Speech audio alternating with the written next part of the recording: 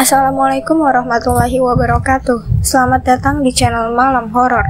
Pada episode kali ini, saya akan membawakan sebuah cerita dari Twitter yang berjudul Wirjo Jagal Banyuwangi. Sebelum lanjut, untuk mensupport kita dengan konten horor menarik lainnya, jangan lupa tekan tombol like dan juga subscribe, serta aktifkan lonceng notifikasi agar tidak ketinggalan cerita lainnya. Langsung saja kita dengarkan cerita horor berikut ini. Wirjo, atau yang dikenal sebagai Jagal, adalah sosok pembunuh massal yang pernah menggemparkan Banyuwangi kala itu. Penduduk sekitar menganggapnya aneh, karena tiap sedikit aja ada masalah, dia akan langsung mengeluarkan senjata tajamnya. Wirjo pun gemar makan, melebihi porsi pada normalnya. Mungkin orang sekarang bakal menamainya dengan mukbang. Pernah dia memasak nasi sebanyak 5 kilo, lalu menjadikannya nasi goreng. Hebatnya, dia mampu menghabiskan seorang diri. Wirjo pun kekenyangan, hingga untuk jalan pun susah. Dia pun pergi ke sungai untuk berendam. Dengan cara itu menurutnya, rasa kenyangnya akan meredah. Pernah juga dia mukbang di warung warga setempat. Namun setelah habis begitu banyak porsi, tidak juga ada tanda-tanda akan adanya rasa terpuaskan. Karena sifatnya mudah marah, pemilik warung pun membiarkannya tanpa berani menegur apalagi menagih bilnya. Kehidupan Wirjo memang jauh dari kata berkecukupan. Meski mendapat warisan yang lumayan banyak dari orang tuanya, namun karena kebiasaan buruknya yang gemar berjudi, maka nasibnya kian buruk dibanding saudara-saudaranya. Keseharian Wirjo bekerja sebagai petani, menggarap sawah milik kakaknya. Tak lama setelahnya ia menikah dengan Nidaroh. Namun hingga berumur 40 tahun tidak juga mereka dikaruniai keturunan. Bahkan pernikahan tidak bisa juga mengubah tabiat buruknya Wirjo. Ia masih suka tantrum. Sifat temperamentalnya semakin tak terkendali. Bahkan teman nongkrongnya seperjudian sudah paham dengan kebiasaan buruknya itu. Pernah suatu ketika karena ibunya tak ada uang untuk Wirjo berjudi, hampir saja nyawa ibunya melayang oleh ulah bengisnya si Wirjo. Semakin hari si Wirjo semakin aneh. Kemana-mana dia selalu membawa sebilah jombret, senjata khas Banyuwangi yang mirip celurit, yang biasanya dipakai warga untuk mencari rumput pakan ternak. 2 hari sebelum peristiwa pembantaian terjadi, si Wirjo terlihat sibuk mengasah jombretnya. Sutejo, pamannya Wirjo pun bertanya, untuk apa dia rajin benar mengasah jombretnya? Untuk berjaga diri, singkat jawab Wirjo. Sutejo pun hanya terheran-heran tanpa menduga akan terjadi petaka yang besar. Hingga tanggal 14 April 1947, entah iblis apa yang merasuki Wirjo. Saat itu dia sedang menggembala sapi, istrinya sibuk di sawah. Wirjo pun meminta istrinya untuk menyingkir, karena dirinya ingin lewat. Namun karena jalan yang dirasa lebar, istrinya pun merasa Wirjo masih bisa lewat. Seketika itu Wirjo naik pitam, dan memukul istrinya berkali-kali dengan tongkat yang biasa ia gunakan untuk memecuti sapi. Peristiwa itu pun disaksikan oleh tetangganya, yaitu Darmi. Istrinya pun mengambil langlah 1000 dengan wajah dan tubuh yang penuh luka. Begitu juga para tetangganya yang ikut berlari, karena tidak ingin berurusan dengan Wirjo yang menggila.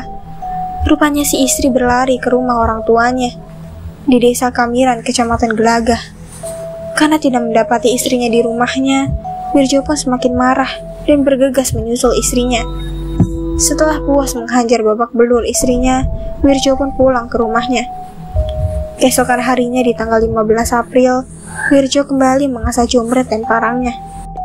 Sambil sesekali mengawasi anaknya, Reni, yang masih berusia 4 tahun, yang sedang asik bermain bersama temannya, yaitu Arbaiyah. Entah apa yang merasuki Wirjo, ia pun langsung menghampiri mereka, dan mengayunkan jombretnya ke arah Reni.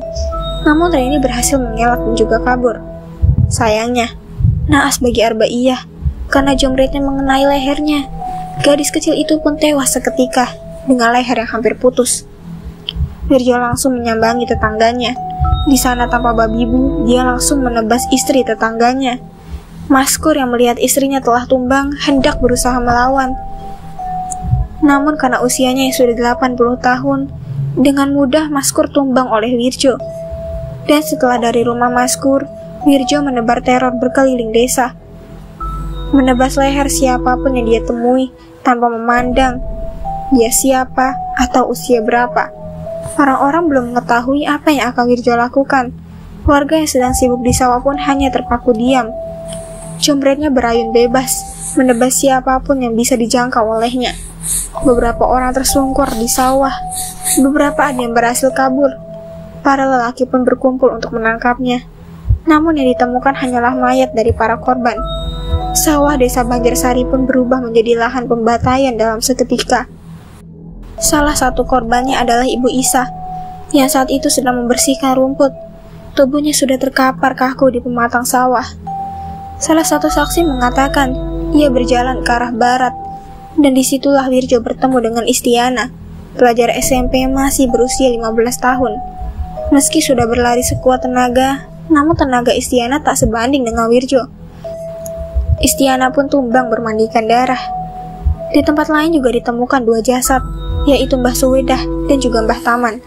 Leher mereka pun memiliki luka yang sama, hingga seorang Hasib bertemu dengan Wirjo di perbatasan desa dengan tangan yang penuh darah. Karena curiga, Hasib pun itu menjaga jarak. Namun dengan sigap, Wirjo menyerang Hasib tersebut.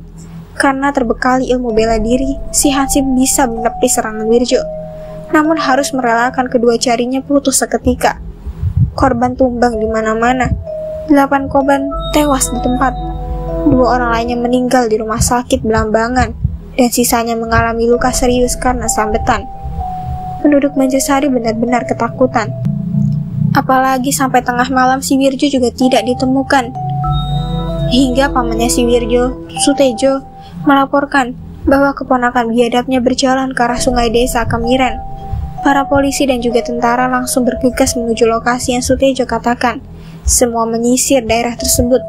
Di sanalah Wirjo ditemukan sudah tak bernyawa karena mengantungkan dirinya. Namun ketika polisi menurunkan jasadnya, kaki Wirjo masih sempat bergerak. Kejadian itu pun langsung membuat beberapa polisi lari tunggang langgang. Bahkan saat sudah tewas pun, Wirjo masih ditakuti karena kebengisannya pada saat itu. Para warga belum sepenuhnya yakin Wirjo sudah mati. Mereka percaya Wirjo menganut ilmu hitam dan sangat susah untuk mati.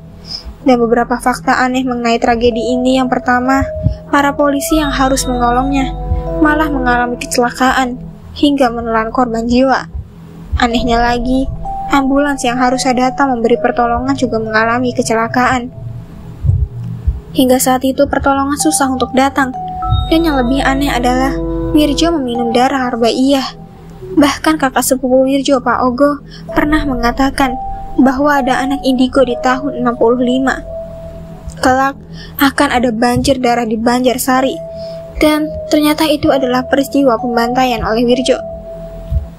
Ya, itulah cerita dari Wirjo, si jagal Banyuwangi hari ini.